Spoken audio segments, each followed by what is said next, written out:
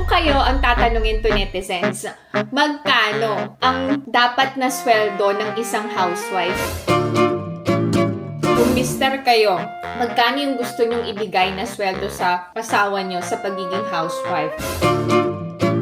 Sinong nag-e-enjoy na kumain habang nanunood? Ako ganun eh. Parang gusto ko kasabay ng panunood ko, yung bibig kong ngumunguya. Tapos di na namalayo na parami na yung kain, no? Kahit nga yung ouch! Ay! Nasugat ako! To netizens! Sabi na eh. Naku, pati yung tilapia duguan na din. Mag-diet. Jun is here.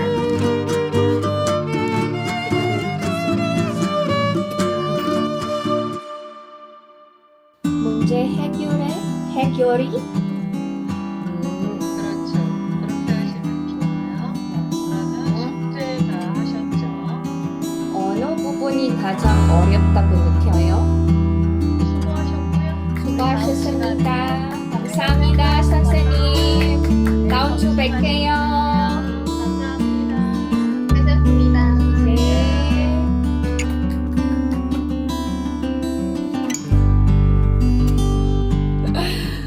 Annyeong! Hi everyone! Welcome back to my channel, and this is my life in Korea.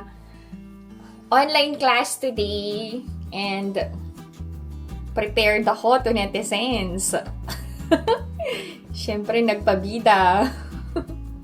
Anyway, ako lang ang Pinay sa klase. Mostly ng mga classmates ko ay from Vietnam, China, and Japan. Meron din palang from Cambodia and Myanmar. Yan. Anyway, meron akong nakilala today lang. Dito rin siya sa area namin nakatira, pero ibang apartment. Dun sa dulong-dulo. Hi, thank you Lord, nakaraos din.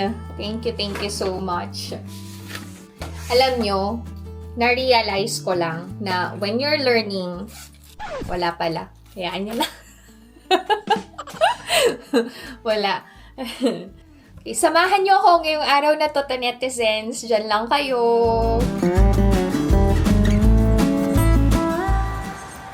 Maulan na araw to, netizens. Meron pa akong natirang sinigang. Yun ang aking tanghalian. Schedule ko pa naman ang pamamasyal today. Pero canceled ang aking plans. Pero okay lang. Kumusta si Ijun? Nakapagpahinga naman siya. Dami lang talaga niyang galos to netizens. Pinagpapasalamat ko na lang hindi mukha talaga yung napuruhan. Yung dito niya, malaki talaga yung gasgas and yung sa tuhod niya. Meron din sa palm. Tinanong ko, umiyak ka ba? Sabi niya, hindi. Sabi ko, ang brave mo naman ngayon. Pero daw, feeling disappointed siya. Kasi, siya yung pinakamabilis na tumakbo sa team nila. So, siya yung last para magpunta sa finish line. Kaya lang, nadapa daw siya sa sobrang bilis niya. Sabi ko, nagalit ba yung mga ka-team mo? Sabi niya, hindi mami, nag-worry nga sila. May nagtanong, binabalik ko ba ang containers kay Omoni? Yes. Binabalik ko ba ng may laman? Hindi. Empty na.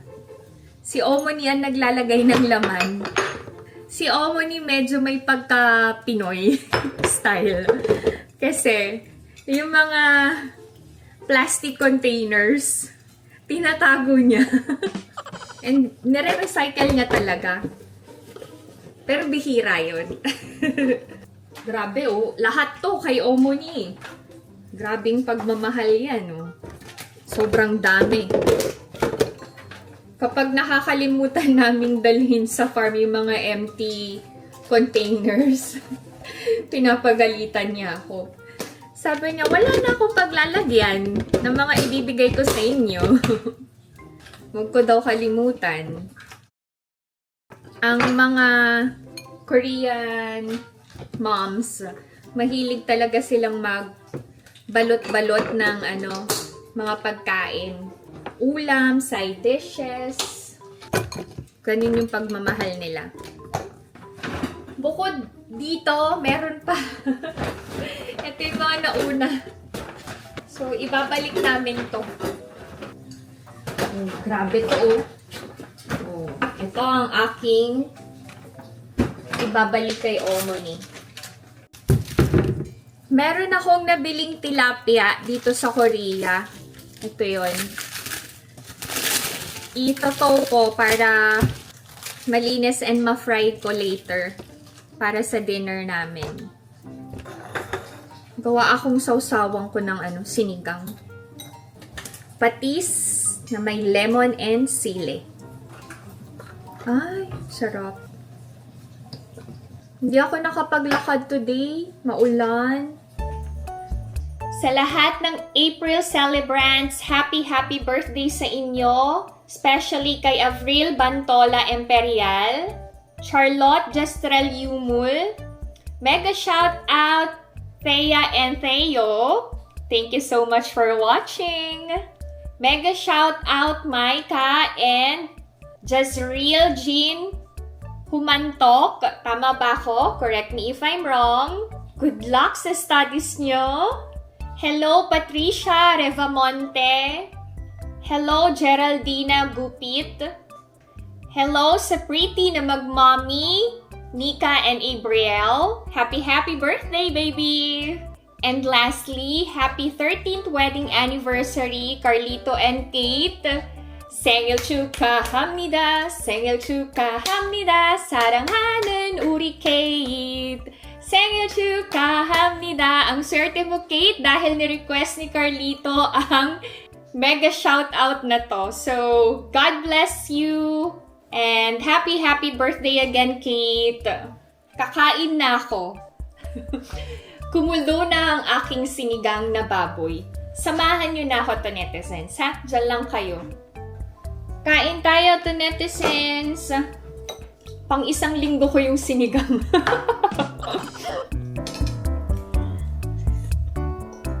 Kain tayo. Ay, to netizens, I wanna ask you this question kasi topic namin eto kanina sa klase. So, the teacher asked us kung ang housewife ay makakatanggap ng sweldo, magkano? So, syempre, ako bida-bida and as a housewife, alam ko yung worth ko. Alam ko lahat ng ginagawa ko para sa pamilya ko. So, I confidently answered, I think I deserve 10 million won every month kung may sweldo ang pagiging housewife. So, sabi ng teacher, ay, masyadong malaki sa pagiging housewife. Naisip ko kagad, parang kulang pa nga yun eh. Kasi unlimited eh, ang job description eh, ng pagiging housewife eh. Gusto ko nga isagot, priceless eh. Pero kasi kailangan ka magbigay ng amount eh. So, sabi niya, kahit yung ordinaryong employee, hindi makaka-receive ng ganun kalaking sweldo monthly. So, hindi na ako argue. So, sabi ko, I think I deserve that 10 million won every month. Kasi, confident ako sa sarili ko na magaling ako na housewife. Yun yung sinagot ko sa teacher ko. So, yun. And then, alam nyo, halos pare-pareho yung sagot ng mga kaklase ko. Sabi nila, around 2.5 million, 3 million. Ako lang talaga yung nag-iisang sumagot ng 10 million won. May pinakitang survey ang teacher namin. Sabi sa survey, 2.5 to 3 million won ang sweldo ng isang housewife na talagang nagdi-disagree ako. Pero ayoko nang pahirapan yung sarili ko na makipag-diskusyon kasi online class eh. Naisip ko ba na dapat ang sinabi ko is 2.5 or 3 million won lang, kagaya ng mga naisip ng mga kaklase ko? Hindi. Alam nyo, nag-stick ako dun sa 10 million won na gusto kong matanggap as a housewife. I think more than pa nga eh, dapat na matanggap natin as a housewife eh. Kung kayo ang tatanungin to netizens, magkano ang dapat na sweldo ng isang housewife? Answer kayo ng amount ha. I wanna know if there's someone na pareho ng way of thinking ko pagdating sa worth ko as a housewife. Or masyado ba akong confident dun sa sagot ko? Masyado ba akong mayabang? Ganon. Pero sagot ko yun eh. Ako yun to netizens eh. Kanya-kanya naman tayo ng opinion, diba? Pero para sabihin ng teacher na masyadong malaki. Di yun malaki.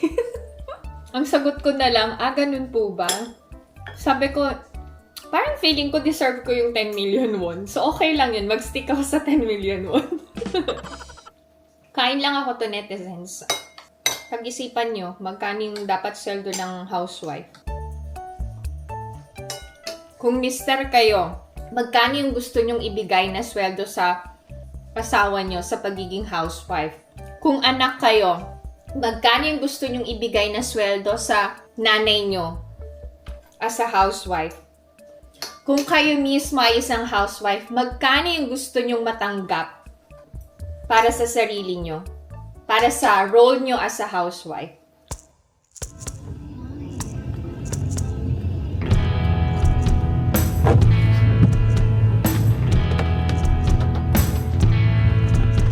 Pick upin ko na to netizens yung mga pinadry clean ko na puffer jackets. Hindi maganda ang weather. Nakakatamad. Tapos buong araw ako mag-isa sa bahay. Si Ina and Ijun after school diretso na sa academy. Si Alex medyo late nang uwi. Nag-iisip ako kung dediretso ako sa Hyundai Outlet para mag-ikot-ikot. Wala kasi akong gawain sa bahay. Natapos ko na. Kanina pa. Ano sa tingin nyo?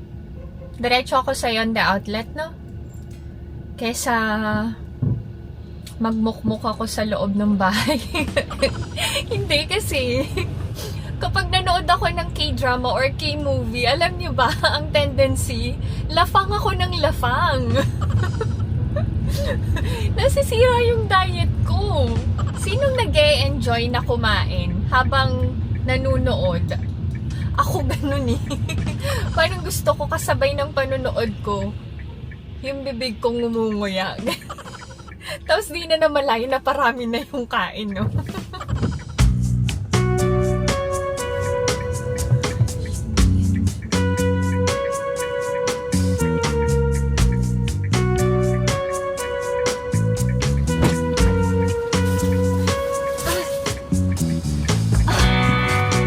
Nagasgas pa yata ako. Aray ko yung buhok.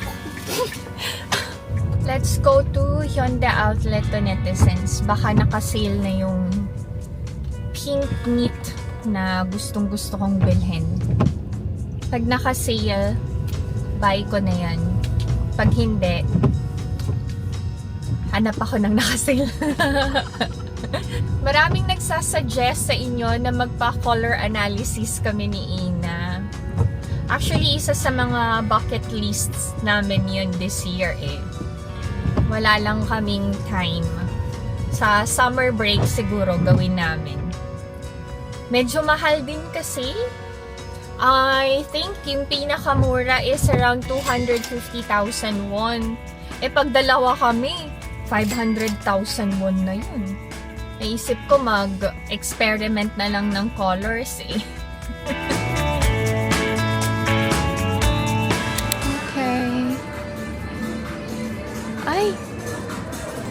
Nagmahal na naman ang presyo. Ito yung gusto ko eh.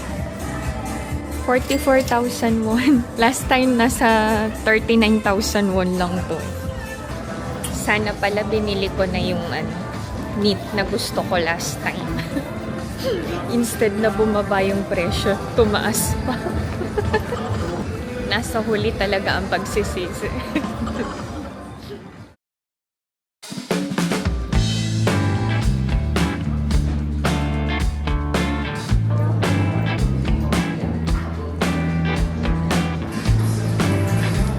Walang masyadong nakasale.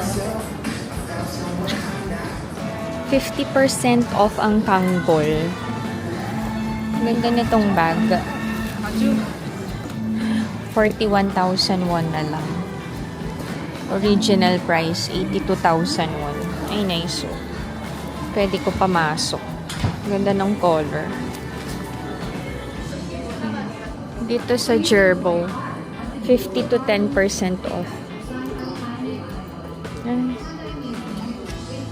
Ay, kaya lang may doble kasi to. Itong Mary Jane ko dito ko binili sa Mariteng.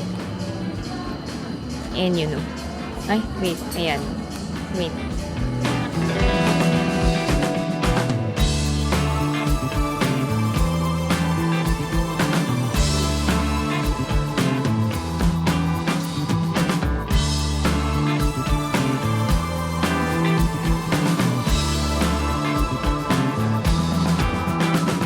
Original price is 239,000 won.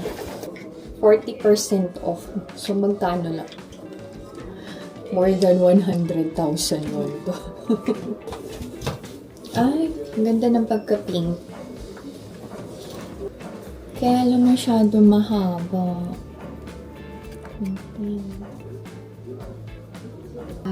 Ganito yung itsura niya. Ang ganda ng pagka-pink. Masyado akong nasanay na ang palagi kong kasama is family or si Alex lang. Hindi ako nag-e-enjoy ngayon mag-isa. Bilan ko ng waffles ang mga kids. Pasalubong. Ay!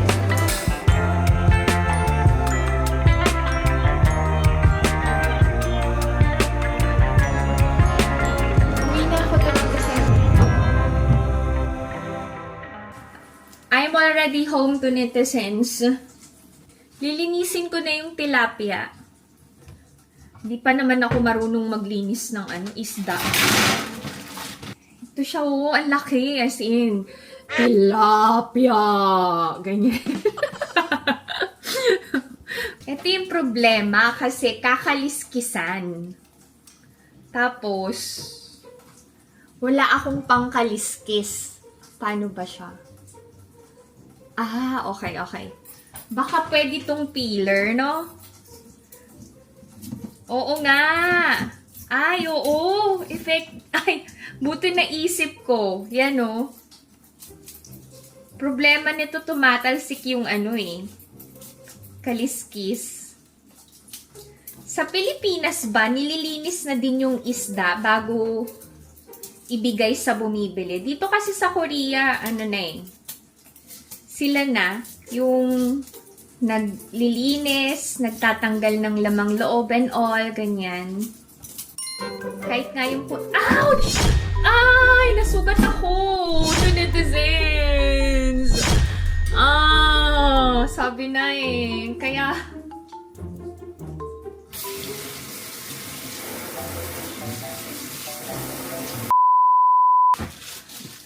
Kala mo naman. Baka pwede na tong plastic gloves. Hindi talaga ako marunong mag-handle ng isda to netizens. Until now. Dapat tinatanggal na yung mga fins, ganun. Tama ba? Ba't ayaw? Ay.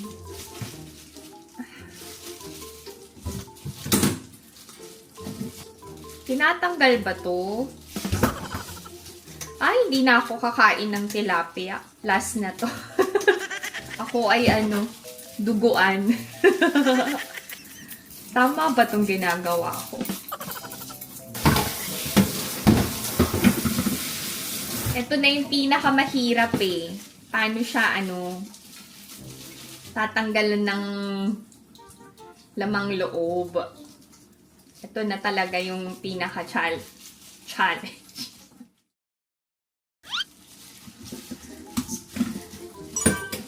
Ay! Ay! Diyos ko.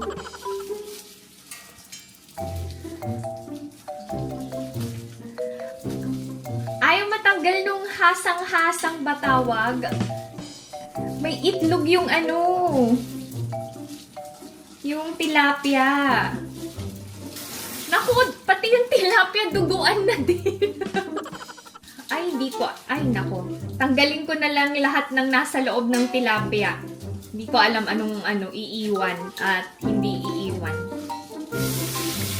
Ay, thank you, Lord. Ay, nakaraos din. Tama ba yung tilapia?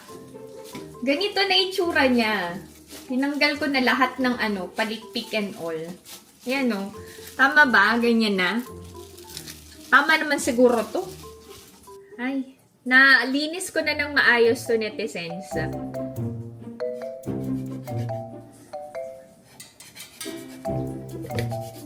Hinihiwa pala to para maluto yung loob. Dati hindi eh. Dati hindi ko ginagawa. Okay na ba to? Yan, ganyan. Ay, galing ko na, no? Tapos, aasinan natin. Asin lang ba nilalagay dito? Nilalagyan ba din to ng paminta? Titrito ko lang to. Wala ba tong paminta to, netizens? Ow! Ang anghang!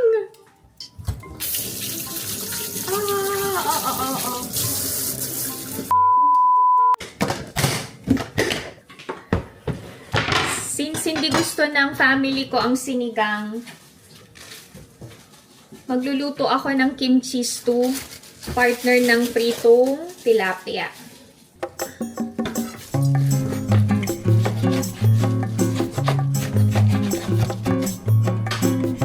Lagay tayo ng sesame oil.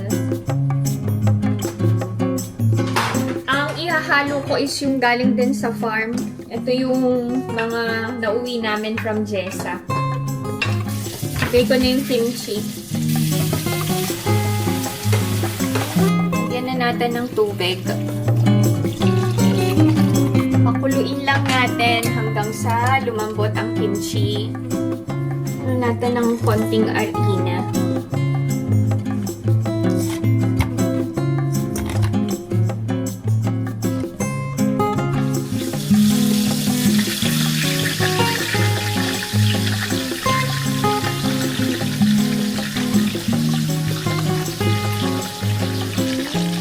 Effective yung arena. Tatakpan ba to? Or okay na yan? Tinakpan ko yung tilapia. Hindi ba to tatalsik? Hindi naman. Okay, hindi. Pag dumidikit pa sa kawali, ibig sabihin hindi pa luto yun, no? Sige, mamaya ko na lang babalik na rin.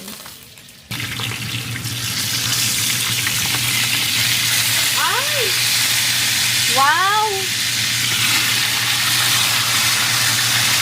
Ay! Aray ko. Ay, no. Diba? Ang crunchy nung bunto.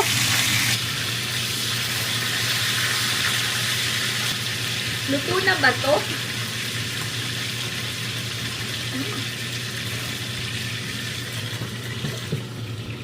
Gagawa na lang ako ng masarap na sausawan.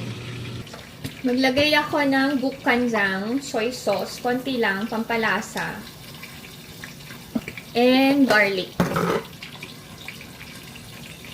May tofu galing sa farm. Ito ilalagay ko. Sayang eh. Yung mga binibigay ni Omoni, niluluto ko talaga. Para makatipid-tipid din kami. Hindi, ang laki talagang biyaya na sobrang sipag ng mga biyanang ko to netizens. Oh, baby. Share the good news first. 524. Oh, 그게 일단 내가 수학은 전교에서 24등을 했어. wow! The whole first year students? 어. Wow! 241명 중에서 24등을 했고 200? 41명 중에. Wow! 그리고 반에서는 2등이거든. Wow! Oh my God! Great job! That's great news! Ay, nako, thank you Lord talaga sa knowledge and wisdom na binibigay mo kay Ina and Ijun, Lord. Thank you. Si Ina, among 241 students, pang number 24 siya sa result ng exam. And then, sa klase nila, pang second siya. Wow! Thank you, Lord. Thank you. Hitayin natin kung si Ijun ay may perfect score ulit this year.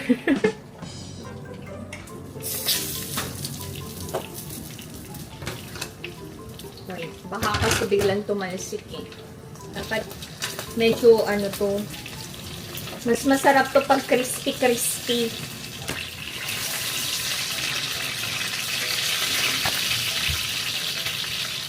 Mapapatalon ka talaga sa ano eh. Sa saya. Sa talsik ng mantika eh. Thank you, Lord. Thank you, Lord. Ay, nako. Matutuwa si Alex nito. Mas lalo pang magsisipag sa trabaho. Ay. Kakain na si Ina. Hindi maganda yung nabili kong sibuyas.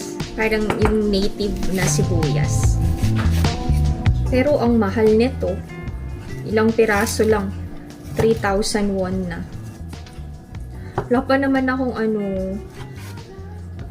bagoong. Pwede ba to suka and toyo na lang, no? Ang layo kasi ng bilihan ng Philippine products. Ay, talaga naman. Spice vinegar ng Ferds Kitchen.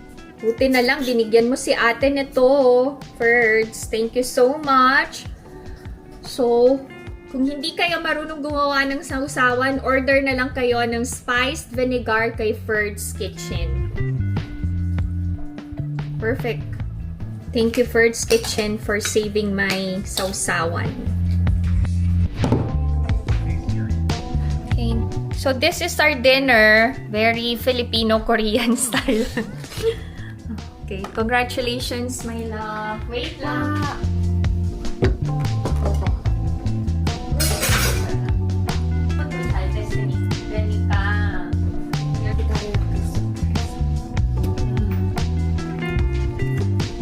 초코. 짜란. 엄마 물 좀만 더 줄 수 있어? 너무 매워 엄마. Masyado daw maanghang yung kimchi stew. Maanghang kasi yung kimchi eh. Thank you.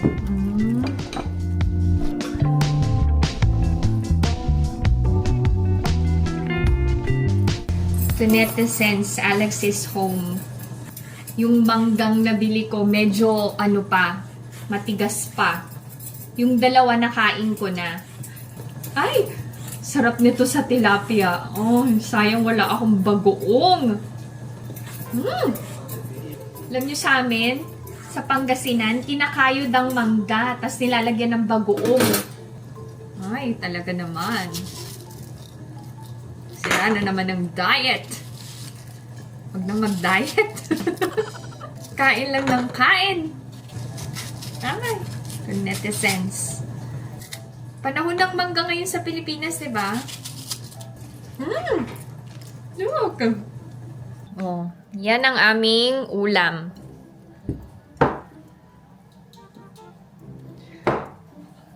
Kain tayo to netizens.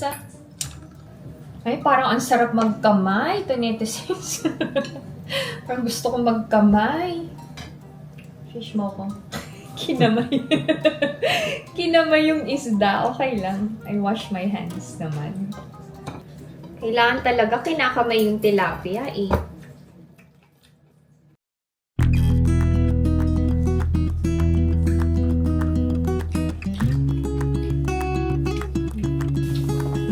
Yun is here. Meron ng schedule si Ijun sa hair salon. Kailangan niya nang magpa-straight ng buhok.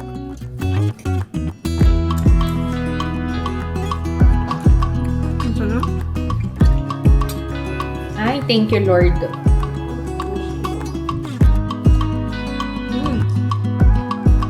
Masarap yung mangga. Anyway, to netizens, nakakatuwa kasi over the years, alam nyo, si Ijun, wala nang reklamo sa Filipino food. Kung ano yung ihain ko, kinakain niya na. Pero may mga times na sinasabi pa rin niya na hindi masarap. Pero kinakain pa rin naman niya. Consistent siya dun. Thank you so much sa pagsama sa akin ngayong araw na to. See you sa next vlog. Bye! Stay safe, everyone! Love you!